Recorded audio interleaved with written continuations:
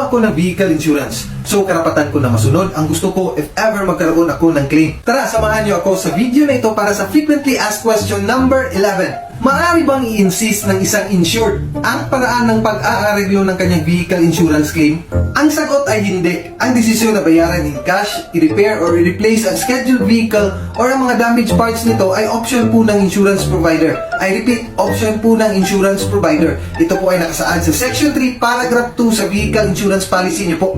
Let's say for example, na aksidente ka, knock on wood po ito, medyo maliit lang ang sira sa bumper mo, may natupi lang or may na-scratch, nag-file ka ng own damage claim sa insurance company mo. Per evaluation ng claims adjuster, repair po ang kailangan gawin. Ngayon, tumawag ka sa insurance company, galit na galit ka, ini-insist mo na i-replace yung buong bumper dahil bago pa lang ang sasakyan mo. Again, let's go back to Section 3, Paragraph 2. Ang desisyon po na i-repair or i-replace ang parts sa nasira mo na sasakyan ay option po ng vehicle insurance company. Now, napakahalaga po para sa mga insurance agents or mismo insurance company na ma-explain po sa inyo ito upon issuance sa policy para iwas misunderstanding at argument if in case magkaroon kayo ng claims. So please follow us for more frequently asked questions, and if wala pa po kayong vehicle insurance, just message us anytime para sa libreng quotation. Salamat po!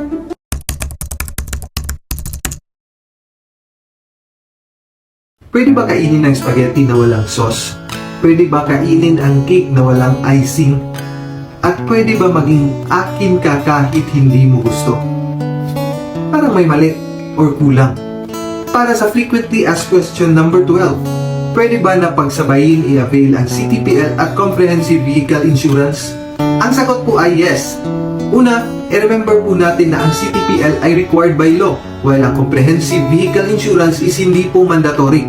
Magkakaiba po ang coverage ng dalawa. So if gusto nyo ng full protection para sa inyo at sa vehicle nyo, it is advisable na pagsabayin po i-avail ang CTPL at Comprehensive Insurance. Pangalawa, for easy monitoring na din po ito para sa inyo na isabay ang Comprehensive Insurance sa pagkuha ng CTPL during sa renewal ng rehistro. Para sa dagdag kaalaman, may inisyu po ang Insurance Commission na Circular Letter number 2021-54. Guidelines po ito para sa mga insurance companies na dapat nakasynchronize ang mga Comprehensive Vehicle Insurance policies sa date ng motor vehicle registration. So for more questions or clarifications about this topic, please mag-iwan ng comments sa baba.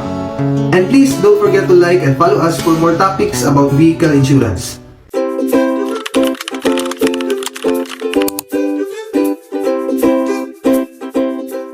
All is well with Perla Insurance.